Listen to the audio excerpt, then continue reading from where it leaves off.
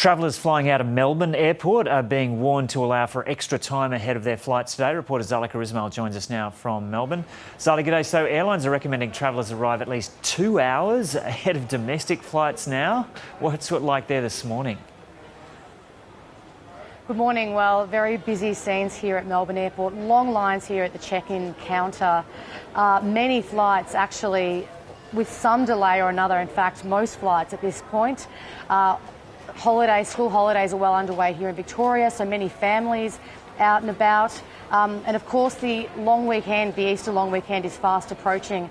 So very busy times here. We've seen now several days of delays across several cities, in Brisbane, in Adelaide, obviously in Sydney as well. We saw, particularly on the weekend, people having to wait several hours and planes actually having to be held back so that people could get to the planes. In Melbourne, of course, we had the busiest day here at Melbourne Airport on Friday. The Grand Prix in town on the weekend, 90,000 people through the airport. And really the airlines are warning that this will continue through Easter, right through to Anzac Day, they're saying. Of course, the issue being this surge in demand and also staff shortages from COVID. We've seen in New South Wales isolation requirements for airline staff changed, loosened. Hopefully that will help a little bit. In Victoria as well, we have those exemptions, but it does appear there's been a little bit of confusion. The Victorian government today saying they'll be working with air transport services to confirm that the exemptions do apply to passenger travel as well. But as I said, they are expecting these delays to continue. As you mentioned, advising everyone to arrive at least 2 hours before their flights. And we've seen here passengers this morning really taking up that call, people setting aside a lot of time, but of course not everyone is all that happy with it. Take a listen to what some of the travellers had to say.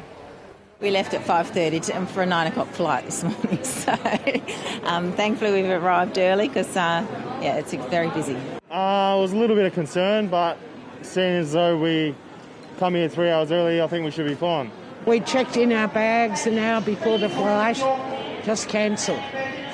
Okay. But I believe Qantas is as bad. I've had friends, same thing yesterday, cancelled an hour before the flight. So it's just chaos.